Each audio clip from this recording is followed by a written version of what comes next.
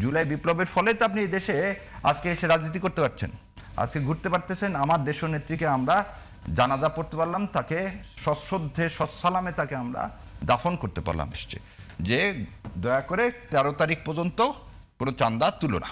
বিএনপির বিরুদ্ধে এখন পর্যন্ত যে অভিযোগগুলো এসেছে তার মধ্যে দুর্নীতি অন্যতম এক অভিযোগ, 2 নম্বর চাঁদাবাজি। এখন প্রশ্ন হলো ফ্যামিলি কার্ড কিংবা স্বাস্থ্যসেবা যেখানে যারা বাস্তবায়ন করবেন, সবচেয়ে বড় চ্যালেঞ্জ হলো দুর্নীতি মুক্ত থাকা। বিএনপি কি সেই দুর্নীতি মুক্ত করবার মতো আশ্বাস মানুষকে দিতে পেরেছে, বা জনগণের মধ্য থেকে আপনারা সেই রেসপন্সটা পেয়েছেন কিনা যে আপনাদের আশ্বাসে জনগণ এখন বিশ্বাস করতে শুরু করেছে? ধন্যবাদ আপনাকে, ধন্যবাদ সকল কলাকুশলী এবং টিভি সেটের সামনে যারা বসে আছেন দেশ এবং বিদেশে। আসসালামু আলাইকুম। এই পৃথিবীতে মানুষ আসে, মানুষ পদে পদে শিক্ষা লাভ করে, শিখে। আপনার জন্মের পর থেকে, মায়ের গর্ভে থেকে দুনিয়াতে আসার পর থেকে যখন তার জ্ঞান গরিমা হয়, তখন থেকে শুরু হয়, তখন থেকে সে শেখার চেষ্টা করে, শিখে। বিএনপি এদেশের 3বার ক্ষমতায় ছিল, অর্থাৎ বিএনপি দলটার জন্মের পর থেকে প্রায় 50 বছরের তাদের রাজনৈতিক জীবনে নিশ্চয়ই তারা অনেক কিছুই শিখেছে। এই শেখার মধ্যে দিয়ে বাংলাদেশের স্বাধীনতা অর্জনের পর থেকে এই যে বিভিন্ন জন যে দেশটাকে শাসন করলো, বিভিন্ন দল, তার মধ্যে আওয়ামী লীগ করলো দীর্ঘ প্রায় 16 বছর, বিএনপি প্রায় 3, 4, 12 বছরের কাছাকাছি, 10 বছর তো করেছে দুই টার্মে। এখান থেকে ভুলটা কোথায়? এই দেশের জনগণ কেন এখন পর্যন্ত স্বাধীনতা পাওয়ার 50 বছর পরেও এখন পর্যন্ত কেন বিশ্বের বুকে এখন পর্যন্ত কেন একটা সম্মানের জায়গায় যেতে পারে নাই, কিংবা তারা ইন্টারনালি দেশের মধ্যে তারা সুখ শান্তিটাকে তারা অর্জন করতে পারে নাই? সমস্যাটা কোথায়? সমস্যাটা কি এতদিন তো লাগার কথা না, শেখার। সেই শেখার জায়গা থেকে আমি বলছি যে বিএনপি এবারের যে ধাক্কাটা, সেটা 16 বছর যে আন্দোলন সংগ্রাম করেছে বিএনপি ফ্যাসিস্টের সাথে, 6 বছর 6.5 বছর দেশের একটি বেগম খালেদা যে দেশের মানুষের ভোটের অধিকার প্রতিষ্ঠা করার জন্য এবং আপনাকে আমি যেটা বলছি যে বিএনপি প্রশ্ন আমরা খোলাসা হলে আপনি বলতে পারবেন যে বিএনপি দীর্ঘ সময় আন্দোলন করেছে, বিএনপি গুমের শিকার হয়েছে, খুনের শিকার হয়েছে, এবং বিএনপি অনেক ত্যাগ তিতিক্ষা আছে। আমার প্রশ্ন হলো, এই ত্যাগ তিতিক্ষার পর এখনকার বিএনপি সেখান থেকে শিক্ষা নিয়েছে, এরকম কোনো উদাহরণ কি আপনারা দিতে পারেন?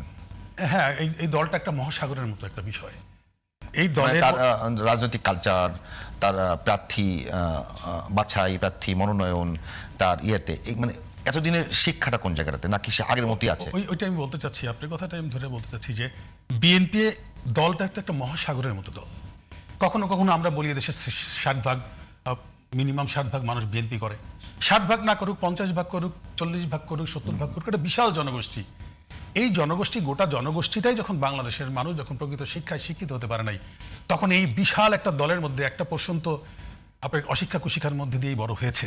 তারপরে আপনার 16 বছরে হাসিনা যে অত্যাচারটা বিএনপির উপরে মূলত করেছে, এই স্বৈরাচারের এই অত্যাচারের কারণে লেখাপড়া 2-3টা জেনারেশন লেখাপড়াই করতে পারে নাই। তারা এই যে বললেন গুমের শিকার কিংবা হামলা শিকার, নির্যাতনের শিকার পরিবারগুলি ম্যাচাকার হয়ে গেছে। লেখাপড়ার জায়গাটা তারা কিন্তু আসলে স্থায়ী হতে পারে নাই, তারা কিন্তু থিতু হতে পারে নাই। এই জায়গা থেকে হয়েছে কি একটা পোর্শন, একটা বড় পোর্শন এখানে অশিক্ষা কুশিক্ষার মধ্যে দিয়ে তারা বড় হয়েছে। এরা কিছুটা অবুঝ মানে আচরণ করেছে, যেটাকে পুঁজি করেছে বর্তমানে বিরোধী পক্ষ যারা, যে হাসিনা পালায় যাওয়ার পরে নাকি এবার চাঁদাবাজি করেছে, সন্ত্রাস করেছে। একটা শ্রেণী তো বললাম যে অশিক্ষা কুশিক্ষার মধ্যে যারা বড় হয়েছে তারা কিছুটা এই মহাসাগরের মতো দল 1% এটা করেছে। সেখান থেকেও তো শেখার আছে। সেই শিক্ষণীয় জায়গার থেকে তো আমাদের নেতা তারেক রহমান সাহেব ও তার মা, আমাদের গণতন্ত্রের মা যাকে আমরা বলি, আমাদের নেত্রী, দেশের নেত্রী, যে 6 বছর কারাগারে ছিল বিনা অপরাধে, শুধুমাত্র হাসিনার সাথে হাত মিলালেই কিন্তু সে কিন্তু বাইরের জীবনটাকে কিন্তু উপভোগ করতে পারতো, কিন্তু তিনি কিন্তু সেটাকে আলিঙ্গন করেন না, তিনি কিন্তু জেলটাকে আলিঙ্গন করেছিলেন। জেলের মধ্যে কষ্ট স্বীকার করে দিনের পর দিন স্লো পয়জনিং করেছে স্বৈরাচার তাকে, তারপরেও মৃত্যুকে আলিঙ্গন করেছেন, কিন্তু তিনি কখনোই এদেশের মানুষকে তিনি ওই পথে ছেড়ে দেন না যে পথে গেলে এদেশের স্বাধীনতা সার্বভৌমত্বের সূর্যটা ডুবে যাবে। সেই মানুষ, সেই নেত্রীর সন্তান, যাকে মৃত্যুর পরে দেশের মানুষ বাদ ভাঙা জোয়ারের মতো সারা বাংলাদেশের প্রত্যেকটা আনাচে কানাচে প্রত্যেকটা গলিতে দাঁড়িয়ে গেল শুধু আল্লাহর কাছে তার মাগফিরাত কামনা করে। সেই তার সন্তান অবশ্যই যে মানুষের কাছ থেকে যে আউটপুট ইয়েটা পাচ্ছে সারা দেশে, উনি যে এই নির্বাচনকে নিয়ে তিনি যেখানে যেখানে যাচ্ছেন, মানুষের জোয়ার, মানুষ কি চাচ্ছে তার কাছে, মানুষ চাচ্ছে মানুষের পরিবর্তন। জোয়ারের সামনে আমি যে বলছি, আপনারা যে প্রতিশ্রুতিগুলো দিচ্ছেন, প্রথম কথার উত্তরটা আমি পাই নাই, যে একেবারে যে পরিবর্তিত পরিস্থিতিতে দীর্ঘদিন আন্দোলনের পরে যে বিএনপি সুযোগ পেয়েছে বাংলাদেশে, সেই সুযোগে তারা কি পরিবর্তিত বিএনপি হিসাবে, যে বিএনপির বিরুদ্ধে ইতিপূর্বে যে সমস্ত অভিযোগ ছিল সেই অভিযোগগুলো বিএনপি মানে অতিক্রম করতে পেরেছে কিনা, ওই উত্তরটা আপনি এখনো দেন নাই, পরে দেবেন। আর 2 নম্বর বিষয় যে প্রশ্ন করে যাবো, যে আপনারা যে প্রতিশ্রুতি দিচ্ছেন সেগুলো তো কাগজে কলমে কিছু আছে, এবং আপনাদের চেয়ারম্যান বিভিন্ন জনসভায় গিয়ে প্রতিশ্রুতি দিচ্ছেন, এমন এমন প্রতিশ্রুতি যে প্রতিশ্রুতিগুলো আসলে বাস্তবে নাই। যেমন ধরুন, যদি একটা কথা বলি, নীলফামারীতে মেডিকেল কলেজ করবেন, মেডিকেল কলেজ আগে থেকে আছে, কিংবা কুমিল্লাতে আপনারা ইয়ে করবেন, ইপিজেড করবেন, ইপিজেড আগে থেকে আছে।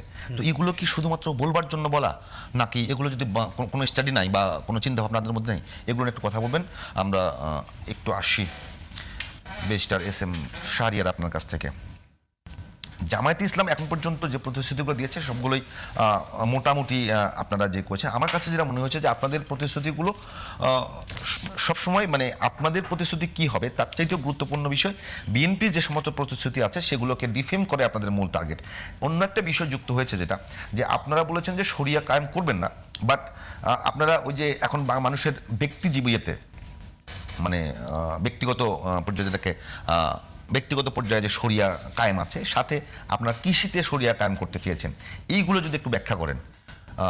বাস্তবতা কি আছে কৃষিতে শরিয়া বাস্তবায়ন করবার মতো?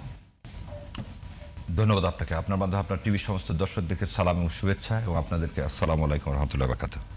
প্রথমে একটু ভাই যেটা শুরু করছিল ওখান থেকে একটু শুরু করি, তারপরে আপনার প্রশ্নের উত্তরে আসি। প্রশ্ন হচ্ছে যে আমার সামনে, আমি এতক্ষণ আপনারা প্রশ্ন করতেছেন তখন আমি পড়তেছিলাম যে বিএনপির ইশতেহারে দুর্নীতি দমন সম্পর্কে কি লেখছে। প্রথম লাইনটা, খালি একটা লাইন পড়ি। 2001 সালে দুর্নীতিতে চ্যাম্পিয়ন বাংলাদেশের দায়িত্ব নিয়ে দুর্নীতি দমনে বিএনপি সরকার কঠোর পদক্ষেপের ফলে বাংলাদেশ সারা বিশ্বে দুর্নীতির চ্যাম্পিয়ন হওয়ার কলঙ্ক থেকে মুক্তি পায়। আর এর নিচেই আমি ট্রান্সপারেন্সি ইন্টারন্যাশনাল রিপোর্টটা পড়তেছি। টিআইবির প্রতিবেদন অনুযায়ী বাংলাদেশ 2001 সাল থেকে 2005 সালে টানা 5 বার দুর্নীতির চ্যাম্পিয়ন ছিল। সো এই দুটাকে যদি পাশাপাশি বলা হয়, আগে কেন আমরা ইশতেহার দিই না, আপনি ওই দুটাই বললেন আগে পাশাপাশি। না, এটাই বলতেছি। প্রথম কথা হলো ওনারা বলতেছে যে এই কথাটা কি বললো, যে 2001 সালে দুর্নীতির চ্যাম্পিয়ন ছিল বাংলাদেশ, দুর্নীতির দমনে বিএনপি সরকার কঠোর পদক্ষেপ ফলে বাংলাদেশ সারা বিশ্বে দুর্নীতির চ্যাম্পিয়ন হওয়ার কলঙ্ক থেকে মুক্তি পায়। হ্যাঁ, 2001 সালে। হ্যাঁ। আর টিআইবি বলতেছে 2001 সাল থেকে 2005 সাল টানা 5 বছর বাংলাদেশ দুর্নীতির চ্যাম্পিয়ন ছিল। তার আগে কে ছিল ক্ষমতা? তার আগে আওয়ামী লীগ ছিল। আওয়ামী লীগ ছিল, হ্যাঁ। হ্যাঁ, 2001 সালে তো বিএনপি ক্ষমতা আসে। 2001 সালে আসলো, প্রথমবার চ্যাম্পিয়ন হলো বাংলাদেশ, টানা 5 বার, 2005 5বার। এই মানে দুর্নীতি বিএনপির আমলে যেটা হয়েছে, তথ্য বলছে বিএনপির আমলে প্রথম, বিএনপি সবসময় দুর্নীতি ইন্ডেক্সে উন্নতি করেছে, অবনতি হয় নাই। হ্যাঁ, তারা চ্যাম্পিয়ন থেকে বের হতে, তারা যে অবস্থান নিয়েছে এটার থেকে বের হতে একদিন সময় লাগে। সেখান পর্যন্ত বিএনপি প্রথমবার যে পয়েন্ট ছিল সেই পয়েন্ট দিনকে দিন বেড়েছে, কমেনি। এবং এবারে বিএনপি দুর্নীতি দমনের চেষ্টা করেছে। এইখানে আমার কথা হলো, আপনি 5 বারই হয়েছেন, 5 বারে এবং লাস্টবারে গিয়ে পয়েন্ট একেবারেই অনেক বেশি পেয়েছে বিএনপি। হ্যাঁ, তার মানে এটা কি? পয়েন্ট কমলে তো কমলে হচ্ছে আপনি দুর্নীতি না, পয়েন্ট কমলে হচ্ছে আপনি দুর্নীতিতে কি করছেন? হ্যাঁ, দুর্নীতিতে কিছু আপনি দুর্নীতিগ্রস্ত। আপনি যে পয়েন্টে বলছেন, আমরা কথাটা হলো এখানে যে দুর্নীতি বিএনপি না, সমস্যাটা কিন্তু দেশে। এটা কিন্তু এইভাবে চিন্তা করতে হবে যে একটা সরকার চালালো 5টা বছর, একটা দেশের ওই ইন্ডেক্সটা কমলো বাড়লো, is it a big difference? আপনি চ্যাম্পিয়ন থাকতেছেন তারপরও, তার মানে আপনি যে কাজগুলো করতেছেন সেই কাজগুলো ইফেক্টিভ হচ্ছে না দুর্নীতি দমনের। এবং গত এই 18 মাসে, যেমন আমি একটা বক্তব্য শুনলাম সেদিন, একজন এমপি পদপ্রার্থী বলতে, দয়া করে 13 তারিখ পর্যন্ত চাঁদা তুলো না। এটা প্রকাশ্যে আসছে এবং সব জায়গায় আসছে যে দয়া করে 13 তারিখ পর্যন্ত কোনো চাঁদা তুলো না। আমার ব্যক্তিগত কথা হলো যে দুর্নীতি বাংলাদেশ জামাতে ইসলাম যে কার্ড করছে, 5টা কার্ড, এবং দুর্নীতি কিভাবে বন্ধ করা যাবে, কেমন করে বন্ধ করা যাবে, এটা কিন্তু সে স্পেসিফিকলি সেই জায়গায় বলছে। আজকে আপনি যদি এই ইয়াটা পড়েন, তারা বলছে দুর্নীতি 2টা জিনিস হচ্ছে ভেগ রাখছে বিএনপি। একটা হচ্ছে জুলাই সনদে অগ্রাধিকার দেওয়া যাবে, জুলাই সনদ বাস্তবায়নে অগ্রাধিকার পাবে, প্রায়োরিটাইজ করবেন আপনি জুলাই সনদ। কি আপনাকে এই লেজিটিমেসি কে দিল? জুলাই বিপ্লবের ফলে তো আপনি এই দেশে আজকে এসে রাজনীতি করতে পারছেন। আজকে ঘুরতে পারতেছেন, আমার দেশনেত্রীকে আমরা জানাজা পড়তে পারলাম, তাকে সশ্রদ্ধে সসালামে তাকে আমরা দাফন করতে পারলাম এই জুলাই বিপ্লবের ফলে। আপনি জুলাই সনদ সাইন করে আবার কেন এই কথাটা আপনার ইশতেহারে বলতেছেন কি জুলাই সনদে বাস্তবায়নে অগ্রাধিকার দেওয়া হবে? এটা কি জাতির সাথে প্রতারণা না? আপনি অগ্রাধিকার আপনি বলবেন জুলাই সনদ বাস্তবায়ন হবে, এর তো দ্বিতীয় কিছু নাই। জুলাই সনদে তখন আপনি সাইন করছেন, ইউ আর কন্ট্রাকচুয়ালি বাইন্ড, তখন আপনি কেন বলেন অগ্রাধিকার দেওয়া হবে? আচ্ছা, ঠিক সেরকম দুর্নীতির বিষয়ে আমাকে ওখান থেকে পড়ে 2টা লাইন পড়ে দেখান, দুর্নীতি এইভাবে কমানো হবে এরকম কোনো প্রসিডিওর বলা আছে কিনা। গেল, এবার আপনি আসছেন আপনার প্রশ্নে আসি, সরিয়া নিয়ে। কৃষিতে সরিয়া, আপনি বলছেন কৃষিতে সরিয়া কিভাবে ইউজ করা হবে?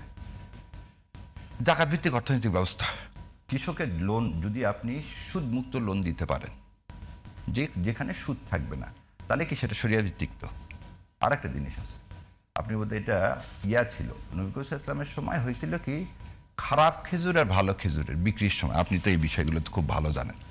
প্রশ্ন হচ্ছে যে খারাপ গম 200 দিয়ে ভালো গম 100 নিব, এটাও হবে না। প্রথম জিনিস হচ্ছে আমার এখানে আমরা কি বলছি, যেমন আপনাকে দেখেন আপনি এলডিসিতে উত্তরণ হচ্ছেন, তার প্রথম একটাই শর্ত দেওয়া আছে, ভর্তুকি দিতে পারবে না। কি দিতে পারবে না? বিএনপির ইশতেহারের মধ্যে বলে দিচ্ছে তারা কৃষিতে ভর্তুকি দিবে। কিছুতে যেদিন আপনি ভর্তুকি দিবেন সেদিন তো ওয়ার্ল্ড ব্যাংক আপনাকে ফাইন্যান্স করবে না।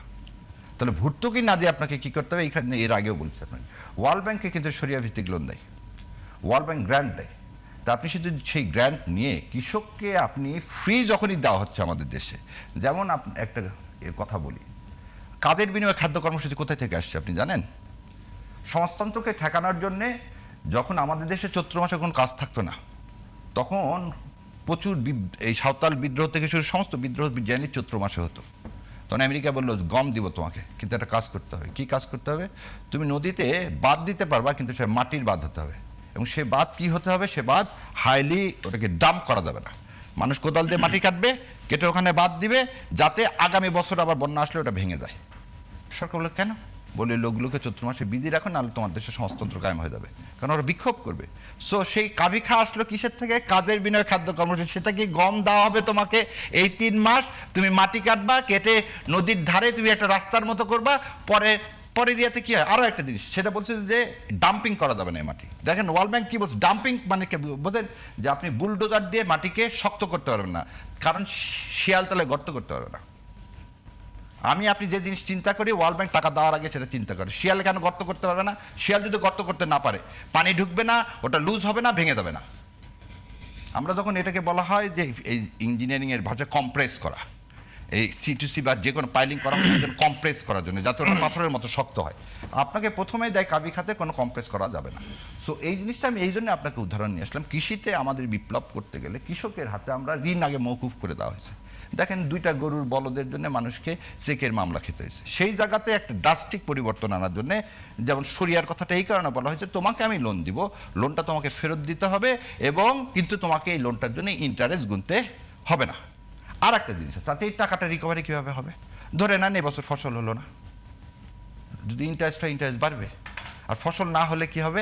আপনি এটাকে রিশিডিউল করে দিচ্ছেন যে নেক্সট আচ্ছা ঠিক আছে তোমাকে আরেকটু অ্যাডিশনাল দিলাম, যেটা সূরা বাকারাতে আছে যেভাবে দেওয়া। সো দ্যাটস দ্য কৃষির হচ্ছে আমরা যেটা বলতেছি সরিয়া নিয়ে বলেন জাকাত ভিত্তিক বলছিলেন, জাকাত ভিত্তিক অর্থনৈতিক ব্যবস্থা যেটা আমরা বলতে চাচ্ছি সেটা হচ্ছে, যেমন আপনি বোধহয় এই যে আজকে যে চিফ ইলেকশন কমিশনার আছেন, উনিও একটা সংস্থার সাথে জড়িত, যে জাকাত ম্যানেজমেন্ট ফান্ড। এই জাকাত ম্যানেজমেন্ট ফান্ডে এই আমার দেশের অলরেডি বড় বড় লোকেরা টাকা দেয়, কিন্তু তাদের মধ্যে সবচেয়ে বড় প্রবলেমটা হচ্ছে যে সেই টাকাটা ইমপ্লিমেন্ট করা। ব্যক্তি পর্যায়ে আমরা জাকাত দিতে পারতেছি, রাষ্ট্রীয় পর্যায়ে পারতেছি না। জাকাতটা কি? জাকাতটা হচ্ছে আপনার যে উদ্বৃত্ত যে টাকা 2.5%, এটা তো আপনি জানেন কত শোনা। জাকাত হলো ইসলামী রাষ্ট্র ব্যবস্থা, হলো মানে ট্যাক্সেশন সিস্টেমের একটা part, one of the part. তাহলে একটা মানে এটা কি পার্বত্য চট্টগ্রামের মতো হবে যে একটা মানুষ প্রথমত সরকারকে ট্যাক্স দেবে, তারপর তাদের রাজাকে ট্যাক্স দেবে, অন্যদিকে তাদের জেলা পরিষদকে ট্যাক্স দেবে, এরকম কিছু না? এখানে হচ্ছে 3টা জিনিস আছে। এটা মানে নিয়ে আমি সিরিয়াসলি এটা নিয়ে কথা বলছি, যে জিজিয়ার কথা আসছে, হ্যাঁ জিজিয়ার কথা আসছে না, ভ্যাটের কথা আসছে, ট্যাক্সের কথা আসছে। যেমন ধরে নেন ট্যাক্স রাষ্ট্রীয়ভাবে কি হলো, ট্যাক্স দেওয়া হচ্ছে একটা স্লট করে দেওয়া আছে, আমাদের এই যে বাংলাদেশ জামাত ইসলামের এবার ইশতেহারের আগে কিন্তু পলিসি সমিটে এটা সুন্দর করে বলে দেওয়া হয়েছে কিভাবে, যেমন আমি আপনাকে বলি, এনবিআর আজ পর্যন্ত 4 লাখ কোটি টাকার বেশি ট্যাক্স ভ্যাট আহরণ করতে পারেনি। আর আমাদের প্রতি বছরের বাজেট কত? 7.5 লক্ষ কোটি টাকা। হ্যাঁ। তাহলে 3 লক্ষ কোটি টাকা প্রতি বছর আপনাকে কিন্তু বাইরে থেকে কি করতে হচ্ছে? ঋণ নিতে হচ্ছে। এবং আর একটা জিনিস দেখেন, আমার টিন নেওয়া আছে 1,12,00,000 লোকের, টিন খোলা আছে 1,12,00,000 লোকের, ট্যাক্স রিটার্ন ফাইল করে মাত্র 34 লাখ লোক। 34 লাখ লোক ট্যাক্স রিটার্ন ফাইল করে, আর 1,12,00,000 লোকের টিন নাম্বার নেওয়া আছে। আপনি যদি এই 34 লাখকে 1 কোটিতেও নিয়ে যেতে পারেন তাহলে পরিধিটা বেড়ে গেল। আচ্ছা, এবার আপনার উত্তরে আমি আসি। আমি ট্যাক্স এবং ভ্যাটের একটা স্লট করে দিলাম। এবার কথা হলো, যে ব্যবসা করবে, যে মুসলমান, সে কি দিবে? সে তার কি দিবে? সে হচ্ছে জাকাত দিবে অন টপ অফ ইট। কিন্তু আপনি আবার বলুন, সেই জাকাতটা কোথায় দেয়? আমরা জেনারেলি ব্যক্তি পর্যায়ে দিই। বাংলাদেশ জামাতে ইসলাম চাচ্ছে এটা ইনকারেজ করতে, তুমি ব্যক্তি পর্যায়ে না দিয়ে তুমি এটা স্টেটে দাও। না, আমি ওইটাই বলতেছি যে আমি যদি মানে রাষ্ট্র পর্যায়ে জাকাত দেই তাহলে একটা ট্যাক্স দিব না? না, ট্যাক্স দিবেন, ট্যাক্স দিবেন, ট্যাক্সও দিব, জাকাতও দিব। এখন কি তাই দিচ্ছেন না? এখন দিচ্ছি তো। আমার রাষ্ট্র এবং ধর্ম আমি সেপারেট পালন করি না, এখানে হচ্ছে সব। আপনি যখন রাষ্ট্র এবং ধর্মকে একসঙ্গে করছেন তখন বিষয়টা না, আমার জন্য আমরা ধর্ম আর রাষ্ট্রকে এক না। কথা হচ্ছে এই জায়গায় হচ্ছে ধর্ম ভিত্তিক রাষ্ট্র না, রাষ্ট্রটা ব্যবস্থাপনায় দেওয়া আছে কোরআনে সুন্নাহয় যেভাবে বলা আছে সেইভাবে। প্রথম দিকে কি মনে আছে, বদর বর্ণযুদ্ধে নবী করিম সাল্লাল্লাহু আলাইহি ওয়াসাল্লাম বলতেন যে যার যা আছে তাই না। আমি যদি বলি যে আপনি যে ব্যবস্থার কথা বললেন, যদি ওইটা থেকে থাকে সেখানে একটা গ্রুপ জয়ী, একটা গ্রুপ পরাজিত, তাই তো? কেমন করে? মানে যার সম্পদ বেশি আছে সে দিবে না বেশি? আর সেটা তো আমি ইনসাফ ভিত্তিক সমাজ ব্যবস্থা বলছি, শরিয়া কিন্তু আমি আস্তে আস্তে কাজ করতেছি। হ্যাঁ, ট্যাক্স দিবে তো। মানে ইয়া কি দিত, মানে ইসলামী রাষ্ট্র ব্যবস্থায় হ্যাঁ, বড় লোকরা কি দিত? জাকাত দিত। ইসলামী রাষ্ট্র ব্যবস্থা প্রথমে কি দিত? জাকাত দিত। হ্যাঁ, এবং সেই জাকাতের তখনকার পপুলেশন, তখনকার যে সমাজের ব্যবস্থায় জাকাত ছিল, এবং জাকাতটাই ধরে নেওয়া হতো ওয়ান সর্ট অফ ট্যাক্স। হ্যাঁ, আমাদের এখানে ভ্যাট পরে আসছে না, ভ্যাট আসছে, তার সাপ্লিমেন্ট ট্যাক্স আসছে, তার অ্যাডভান্স ট্যাক্স আসছে। জামাত ইসলামের সবচেয়ে বড় চাওয়া হলো কল্যাণমূলক রাষ্ট্র। কল্যাণমূলক রাষ্ট্র প্রতিষ্ঠা করতে গিয়ে আপনি একই মানুষের উপরে ভ্যাটও রাখবেন, ট্যাক্সও রাখবেন। ভ্যাট থাকলে প্রোডাক্টের উপর ভাই, হ্যাঁ, আপনার পার্সোনাল ইনকামের উপরে আপনি বছরে যে টাকাটা কামাই করতেছেন তার উপরে তো আপনার জাকাতটা আসতেছে, তাই না? আর প্রোডাক্টের উপর আসতেছে কি? ভ্যাট। প্রোডাক্টের উপর একটা ভ্যাট, আর আপনার পার্সোনাল সারা বছরে যে মুনাফা করবেন সেই মুনাফার উপরে আপনি দিচ্ছেন হচ্ছে কি? খাচ্ছে আমি যে ভোক্তা, সে দিচ্ছে ভ্যাট, কথা কিন্তু বুঝুন। যে বিক্রেতা সে দিচ্ছে ট্যাক্স হয়ে গেল। দুই গ্রুপ থেকে নিচ্ছেন আপনি, নিলাম। সাথে যুক্ত হচ্ছে দুইজনের উপর যুক্ত হচ্ছে আবার জাকাত। না, দুইজনের উপর যুক্ত হচ্ছে কেমন? প্রোডাক্টের উপর জাকাত হলো কেমন করে? আপনি যদি প্রফিট করেন তবে আপনি তো জাকাত দিবেন, প্রফিট না করলে আপনি জাকাত দিবেন কিভাবে? প্রফিট করে তো ট্যাক্স দিচ্ছি। না, আপনি প্রফিট করে ট্যাক্স না, আপনি এই জায়গায় হচ্ছে শুভঙ্কর, আপনি প্রফিট করেন আর লস করেন, প্রোডাক্টের উপর আপনাকে ভ্যাট দিতেই হবে। আপনি কোম্পানি লস করছে 10,000 কোটি টাকা, কিন্তু তার প্রতিটা প্রোডাক্টের উপর কিন্তু ভ্যাট আসতেছেই। আপনি একটা জিনিস মানে পরে এসে আপনার জিজিয়া কর্ণের কথা বলবো। পিঙ্কু ভাই, আপনার কাছে যে আসছিলাম, মানে একেবারে আপনারা যে প্রতিশ্রুতি করে দিচ্ছেন সেই প্রতিশ্রুতি কি শুধুমাত্র সামনে যা মনে আসছে তাই বলছেন, নাকি এটা আপনাদের কোনো স্টাডি আছে? মানে একটা জায়গায় এগুলো কেন যা মনে আসছে তাই বলছে, এই কথাটা তো আমি অবজেকশন দেই। অবজেকশন কেন দিবেন? উদাহরণ দিচ্ছি আমি। না, আমি বলি যে আপনি আজকে দেখছেন যে বিএনপির যে প্রধান আমাদের চেয়ারম্যান সাহেব বিভিন্ন প্রোগ্রামে গিয়ে তিনি কিন্তু যে ফ্যামিলি কার্ড বলেন, তারপর ওই অঞ্চলের কোনটা কি মানে প্রতিশ্রুতি দিচ্ছেন, সেইগুলি আপনি কোনোটা স্লিপ অফ টাং হইতে পারে। এত বড় প্রোগ্রাম প্রতিদিন করছেন একটা জায়গা থেকে একটা, যেমন ফরিদপুরে ভুট্টা বলতে গিয়ে উনি সয়াবিন বলে ফেলেছেন। এটা আপনি দোষের কিছু, আপনি যদি দোষ ধরেন অনেকটা দোষ ধরতে পারবেন। এখন আপনি জামাত ইসলামের যে দুর্বোধ্য, যে তাদের যে জনগণের উপরে চাপিয়ে দেওয়া যে আইন কানুন, তারা যে একটা দুর্বোধ্য পাবলিকের কাছে একটা বিষয় সামনে নিয়ে আসার চেষ্টা করছে, সেটা প্রথমেই জান আপনি যে আপনি কিন্তু শরিয়া আইনের জায়গা থেকে, যেখানে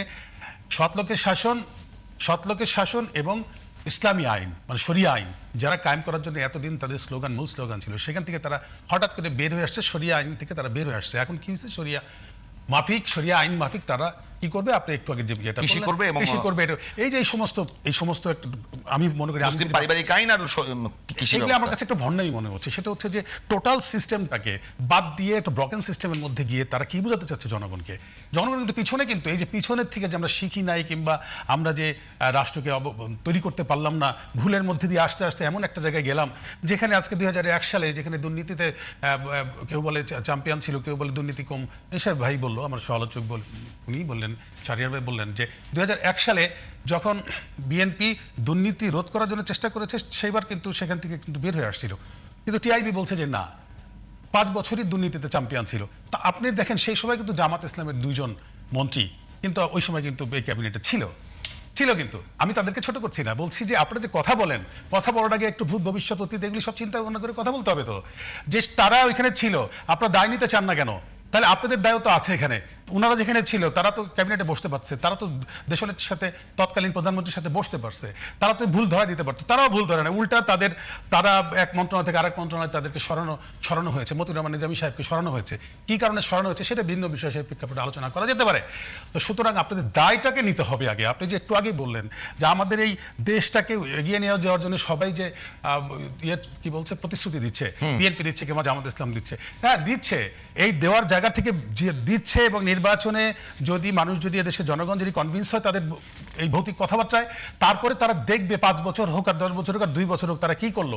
আমরা কিন্তু এখনো কিন্তু বলতে পারছি না যে পিছনে আমরা এই ভালো করেছিলাম, সেটা রেজাল্ট ছিল ভালো কেউই করে নাই, যার জন্য এখন শিখার পরে যে ভালো হইলো না কেন, সেখান থেকে যদি সামনের দিকে এগিয়ে যেতে না পারে কোনো দল, তাহলে তো মনে করেন যে এই জাতিতে এইভাবেই তো না কষ্টের সাগরে আপনি বিএনপির পক্ষটা বলুন যে বিএনপি কি ওই জায়গা থেকে বেরোয় আসতে পারছে কিনা, সত্যিকার অর্থে বিএনপির বিরুদ্ধে যে অনিয়মের অভিযোগটা আছে। আমি আবার বলছি, আমি দুর্নীতি বলতে শুধুমাত্র কিন্তু আমরা যেটা বুঝি সেটা বলছি না, অনিয়ম করা, স্বচ্ছতার অভাব, এই সব কিছু মিলিয়ে তো দুর্নীতি। তো বিএনপি গেল 17 বছরে যে আন্দোলন করলো, যে পোর খেয়ে আসলো, তো পোর খাওয়ার পর তো খাঁটি শোনা হওয়ার কথা, বিএনপি সেই খাঁটি শোনা হতে পেরেছে কিনা? আপনাদের প্রার্থী বাছাই থেকে শুরু করে ক্যাম্পেইন থেকে শুরু করে সব জায়গাতে আপনার সেই নতুনত্ব আনতে পারছেন কিনা, নাকি আগের মতোই আছেন? এই প্রশ্নটা করছেন, আপনি উত্তর দেন নাই। না, আমি সেটা আমি উত্তর দিচ্ছি। যেখানে দেশনেত্রী বেগম খালেদা জিয়া 6 বার, আমি বলছিলাম কিন্তু তখন 6 বছর জেল খাটলেন যে অধিকার প্রতিষ্ঠার জন্য, সেই অধিকার তো এখন পর্যন্ত প্রতিষ্ঠা হয় নাই। তো এদেশের জনগণ দেশনেত্রী বেগম খালেদা জিয়াকে সম্মান করে একবার তাদেরকে ক্ষমতায় তো তাদের আনাই উচিত, এবং তারা আনার জন্য প্রস্তুতি নিয়েছে। সেই জায়গাটা থেকে বিএনপি ক্ষমতায় আসার পরে বিএনপি কি করে সেটা হলো দেখার বিষয়, যে তারা কোনো কিছু পিছন থেকে শিখে সামনে কোনো কিছু দিতে পারলো। আপনি আজকে যদি আপনি বলেন গত 1 বছরে, পিঙ্কু ভাই আপনি কি এটা দিবেন না, দল হিসেবে শৃঙ্খলার পরিচয় দিবেন না? শৃঙ্খলার পরিচয় তো অবশ্যই দিবে। সেই আপনি দলের লোকগুলোর সুনামের পরিচয় দিবেন না? জনগণকে আপনাকে ক্ষমতা দিয়ে প্রমাণ করতে হবে যে আপনি ভালো মানুষ। আপনি কিন্তু খেয়াল করেছেন গত 1 বছরে যে দোষী করা হয়েছে একটা পোর্শনের জন্য বিএনপিকে, যে তারা চাঁদাবাজি করেছে কিংবা তারা বিভিন্ন রকম অন্যায় অপরাধের সাথে জড়িত ছিল, আপনি দেখেছেন তাদেরকে কিন্তু হাজার 10,000-এর উপরে কিন্তু বহিষ্কার করা হয়েছে, তাদের কিন্তু ব্যাক করা হয়েছে। ব্যাক করার পরে তারপরে এই পর্যন্ত কয়জনেরটা দেখছেন যে তারা আবার নতুন করে সেই কাজটা করছে না। কিন্তু এই জায়গাটা শেখার কথা বলেছি আমি, যে সামনের দিনগুলিতে আপনি যখন তারেক রহমানের নেতৃত্বে দেশে যদি সরকার প্রতিষ্ঠা হয়, তারপরে 2 বছর আপনি দেখেন না, 2 বছর পরে আবার টকশোতে বসি, 2 বছর পরে টকশোতে বসি, তখন বিরতি নিয়ে আসি যে কি করলো বিএনপি। আজকে এই বিএনপি পারলো না, কিন্তু আপনারা যখন পারলো না তখন তো আপনারাও সাথে ছিলেন, জামাত ইসলামের 2 নেতা, বড় 2 নেতা, তাদেরকে কেন মন্ত্রণালয় চেঞ্জ করা হয়েছিল?